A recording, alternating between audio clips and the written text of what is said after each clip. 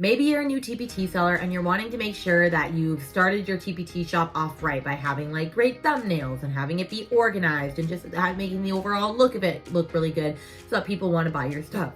Or maybe you're the advanced seller who just wants to run through an audit of their store and make sure that they are hitting all of the bases and make their store as sellable and as organized as it can be. Because at the end of the day, there are so many teacher sellers selling on Teachers Pay Teachers. So how are you standing out and making your shop look as cohesive and organized as it can be so that people always return to your shop? Because I know I definitely have people that I always type in their name in the search bar when I'm looking for a new product to see if they have it first. And so we want to have people do that with you. And so in today's video, we're going to be doing a self-audit of our shops. And I'm going to teach you how to audit your own shop, and we're going to look at mine as the example. If you don't know me, my name is Rainey. I'm a Teacherpreneur productivity mentor, so I help Teacherpreneurs master their time and energy while scaling their biz so that they can break up with busy, ditch the hustle and grind, and stop sacrificing their mental health. And just so you can clarify or know how long I've been on TPT, I started in 2016. I only had one product line on there, and it was my Harry Potter music-themed classroom. And it always did well every summer, but I didn't really take TPT seriously until October of 2020. And from there, it skyrocketed. I've had a couple 4-figure months. I've had 3-figure months consistently since then. And I just figured out my niche, and I really just rolled with it. And so, I only have about 130 products in my shop, and so I'm still fairly new in like the building of the products, but I feel like I'm a good example to do this audit for, just so like I have learned many things and there's still things I need to fix. So I think this will be a good way of doing it. But there's definitely a checklist that I go through when I'm auditing my own shop, and I will be providing that same checklist for you as a freebie underneath this video. So be sure to check that out. But we are just gonna run through the checklist, and I'm just gonna audit it through my shop, and then hopefully you will walk away knowing how to audit your shop as well. So this is my shop, which it's the end of the bonus sale in August or in September when this is happening. So that's why, obviously it's today. Okay, so let's just go through what I do when I'm starting. The first thing you want to do is just a general organizational audit. You want to just look and see how it flows. Like if I was to just scroll down this entire page, does it feel cohesive? Does it look cohesive to me? So what I'm looking for is first the logo. Please don't leave this gray. Have something there. Even if it's not your face and it's actually just like your logo, like your Word logo, which if you don't have a custom logo, I definitely recommend doing that. However, I always like seeing the person, like the face of the person behind it. That's just personal preference for me. Another thing, if utilizing all of your banner space. So you have right here, you also have right here, and you have one over here. And so I had mine actually professionally done with my website designer. I paid to also have her do my TPT shop. But I'm saying, welcome to my store. I gotta wait for it to come back. Click above to follow me and receive updates on my latest product and freebies. And then click here to shop my most recently posted products. And so if you click that, it does take you to that. And so that's really awesome. You want to utilize the space that's been given to you. So definitely try and make some banners and do your stuff. This one, I could probably change and utilize this a lot more. It's just my logo for now, but I still really like it. Another thing I'm looking for is branding colors. Am I using consistent branding colors and everything? And yeah, I am. You can obviously tell, this is my new and updated thumbnails. We'll get to that in a minute. You can obviously tell that my colors are like orange, green, yellow, and blue. And so even with my old thumbnail covers, you can still tell that those are my colors. Like everything matches. There's nothing that's like random or like out of the order, and that's really good. So when people come in, they know my products. Like for example, my products for the longest time looked like this, and people knew if they saw a thumbnail like this that it was me. Now they look like this, and I'm slowly working on fixing them. And now when people see these, they go, oh, that's Rainey. Just like when I see other people that I absolutely love, I can go, oh, this is so-and-so, and this is so-and-so. You really want it so that you have a consistent look. And so that's the first thing that you want to look for.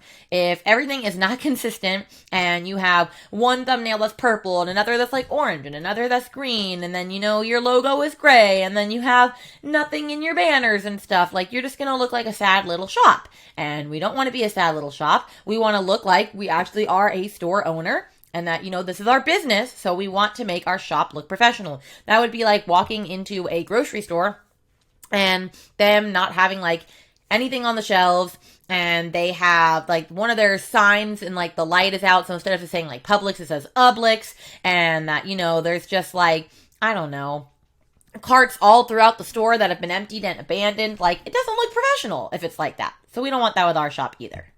From here, then you want to start to actually get into the nitty gritty of like organizing it. So by organizing it, first let's start with featured items. So you get 4 featured items. You should be changing those out every month depending on what it is. This is something I need to work on. For the longest time, it said Jazz Month music posters here. And Jazz Month was in April. And as of like 2 weeks ago, I still had that up. So, not okay.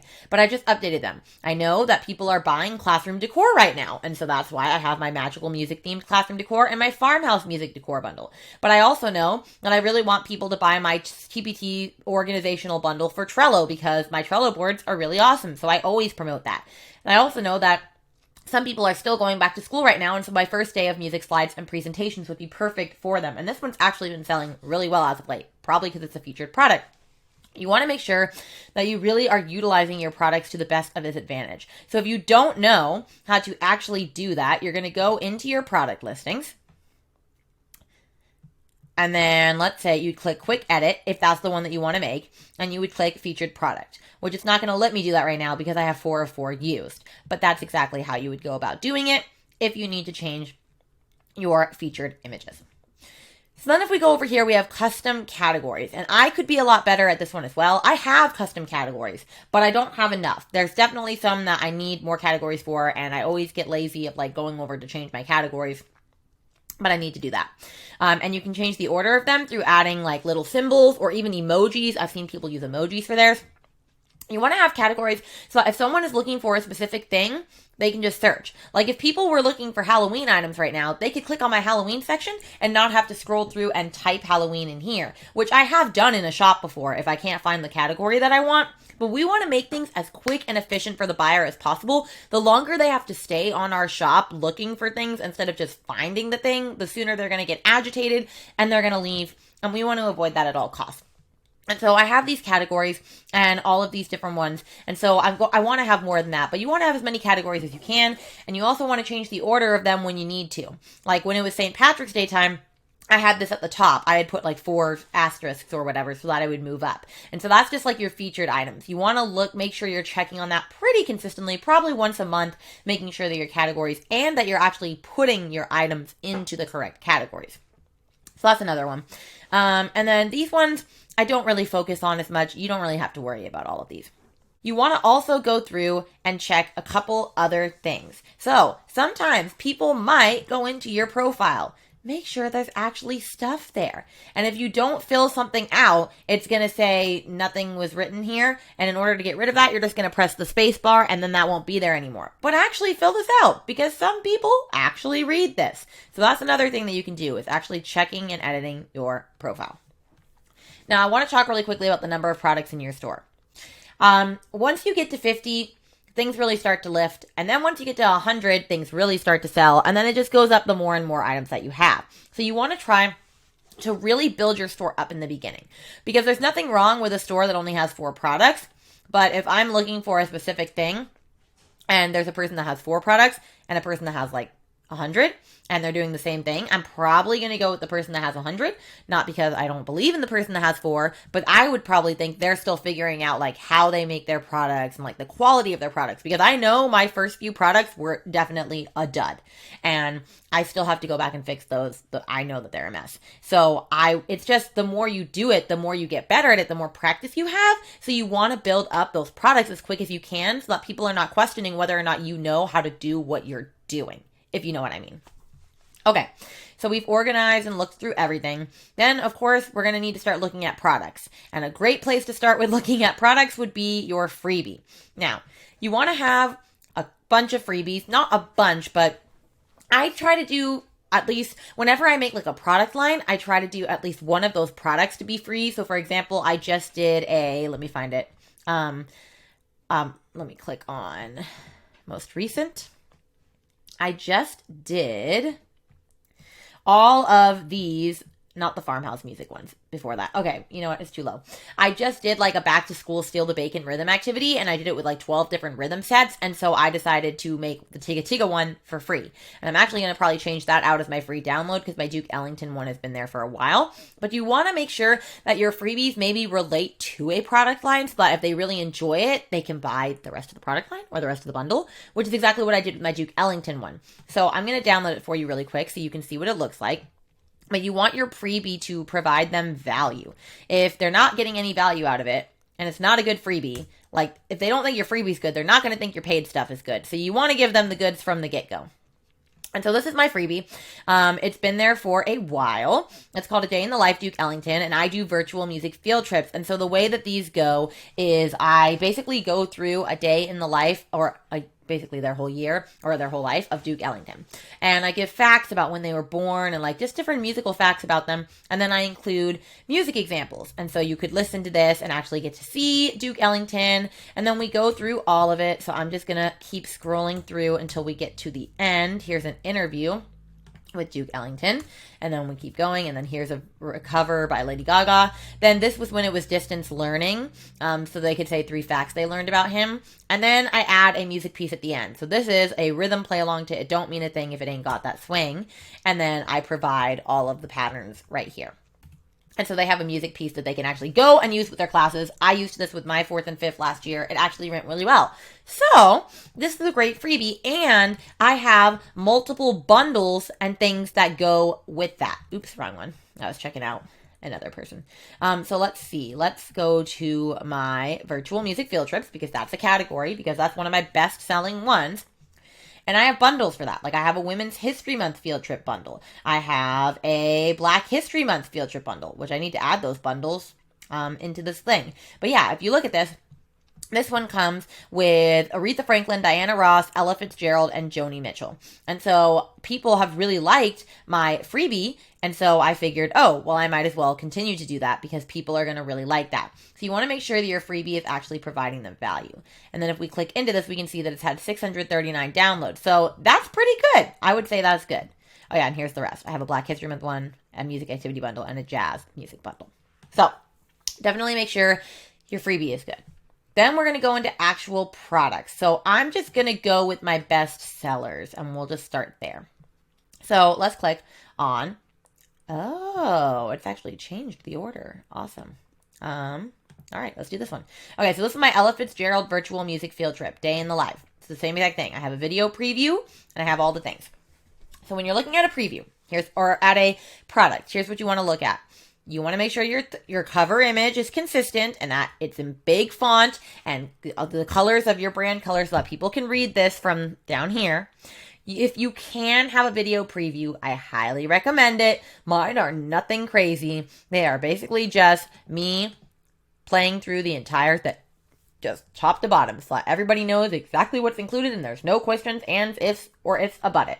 So then you want to use your 3 thumbnails. You want to utilize all of the space that is given to you. Don't just do one thumbnail, do all 3. And I would even add something so people know what's included. Like in here I say, take a journey through Ella Fitzgerald's life and career. Over here I say, comes with video clips of the artist's musical talents. Over here I say, includes a rhythmic play-along and game to her song, A Tisket, A Tasket.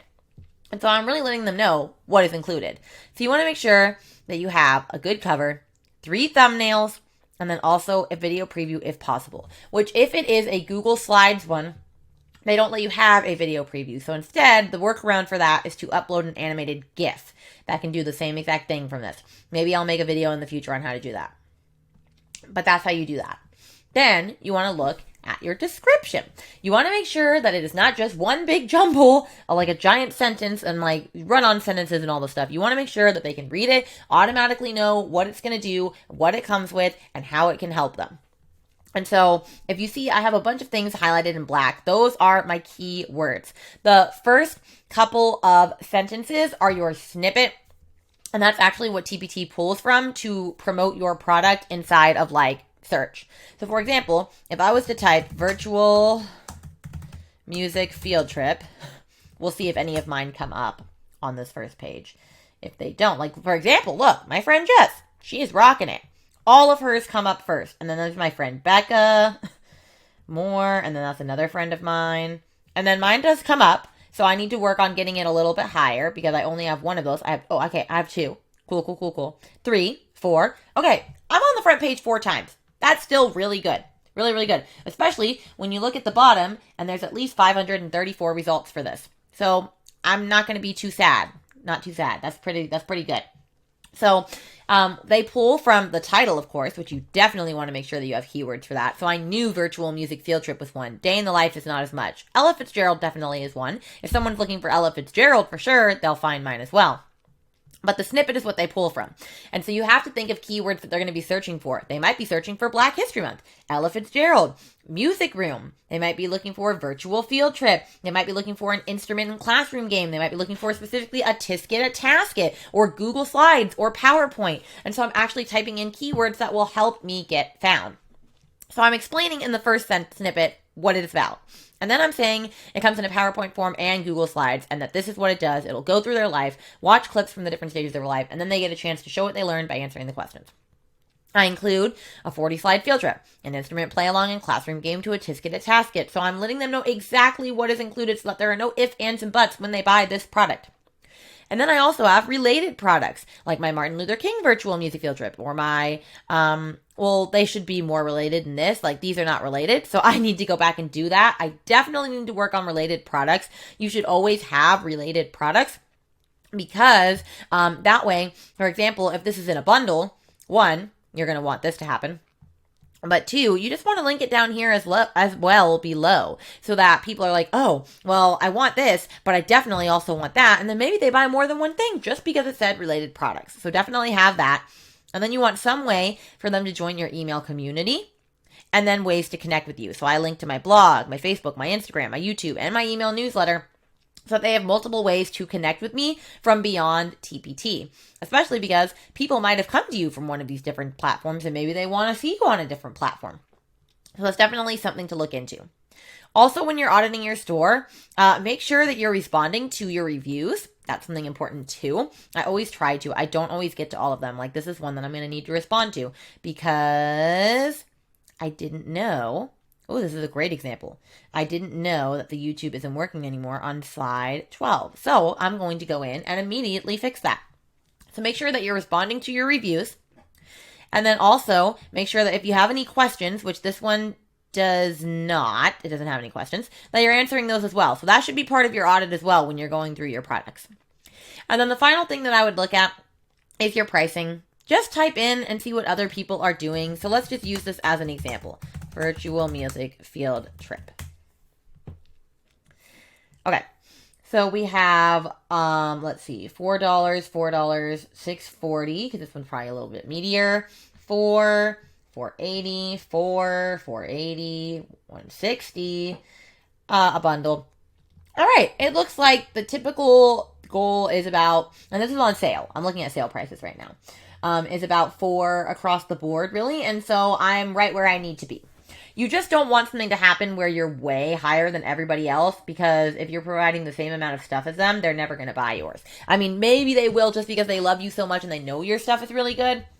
But the general rule of thumb is you can be lower than them for sure, and you can be higher than them. You just don't want to be like considerably different. Like, it would be crazy if my Ella Fitzgerald thing was $10 for this, because honestly, it's not worth the $10. Like, it didn't even take me that long to make. It's not worth the $10. It's definitely worth the $5, but it's not worth the $10. And I would not expect people to pay for that. So definitely think that through when you're working on your pricing. But I'm going to go back to my shop. And so that's basically it.